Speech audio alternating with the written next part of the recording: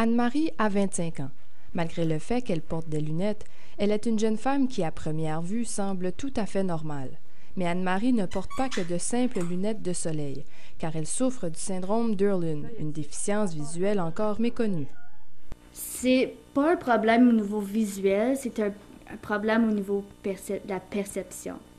Fait que c'est pas l'œil comme tel qui fait défaut. L-W-H-T. Andrew, lui, a 10 ans.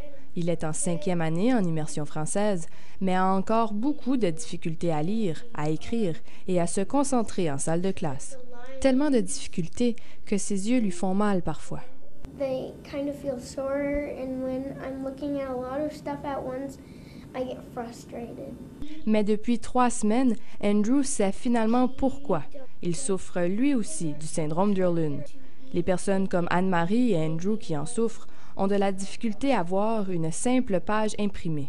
Le contraste du noir sur le blanc rend la lecture pénible et parfois douloureuse. Pour moi, personnellement, c'est lorsque je lis, c'est plus noir, l'écriture est plus noire. Fait que, tu sais, on a la page, fait que c'est blanc, que l'écriture est noire habituellement. L'écriture est plus noire, j'ai souvent des lignes vertes qui passent en dessous. Après un bout de temps, on dirait que c'est des cercles qui se forment, puis l'écriture devient embrouillée. J'ai souvent des migraines, sauf que c'est pas des migraines qui font mal à la tête, c'est des migraines de lumière que mes yeux arrêtent de voir, c'est clair, puis je vois plus rien.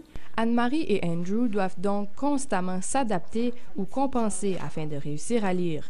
Surtout que pendant longtemps et encore aujourd'hui, leurs symptômes ont été confondus avec ceux de la dyslexie.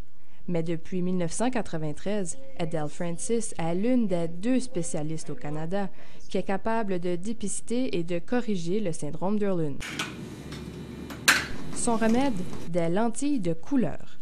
C'est après avoir vu un reportage américain à la télévision au début des années 90 que Mme Francis a pris connaissance de la théorie du syndrome d'Irlen. C'est par erreur qu'Helen Irlen, une psychologue de la Californie, a découvert au milieu des années 80 l'impact que pouvait avoir la couleur sur la lecture. And it was only through an experiment that one of the students had a red plastic overlay, put it on her page.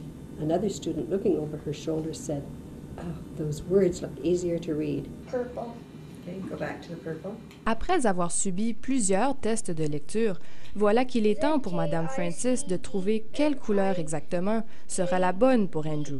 Les couleurs foncées, comme le violet et le bleu, permettent de filtrer un surplus de lumière perçu par le cerveau, alors que les couleurs plus pâles, comme le jaune et le vert, permettent au contraire d'amplifier une perception de lumière trop faible.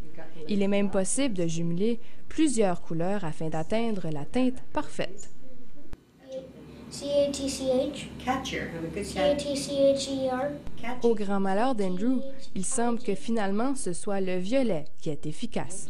I'd like blue, but purple helps me the best, so I guess that's what I'm stuck with. Why you don't like purple? It's a girl color. Malgré que le traitement d'Irlen soit breveté aux États-Unis depuis le début des années 80, cette anomalie continue d'intriguer le monde médical. Les optométristes sont pour la plupart encore sceptiques parce que le syndrome d'Irlen ne peut toujours pas être dépisté par des tests visuels standards. Pour le Dr Beauchesne, il y a encore beaucoup de recherches à faire. Ouais, il n'y a pas vraiment de preuves qui disent pourquoi une couleur fonctionnerait à aider à résoudre les problèmes de lecture. Sauf que l'ignorance des spécialistes et de la population face au syndrome d'Irlen fait que ceux qui en souffrent, comme Anne-Marie et Andrew, sont souvent considérés comme des sous-doués. Pour Anne-Marie, maintenant bachelière en psychologie, ses lunettes sont donc beaucoup plus que des simples verres teintés. Au travail, ça fait une grosse différence. J'ai moins tendance à avoir l'anxiété envers parler avec le public, parler avec les parents. Et pour Andrew, lui, l'important pour l'instant, c'est d'être capable de lire aussi vite que ses amis. Pour le reste, l'expression « voir la vie en rose » prend tout son sens alors que son cœur d'enfant rayonne plus que jamais. Véronique Lebel pour la Cité collégiale, Ottawa.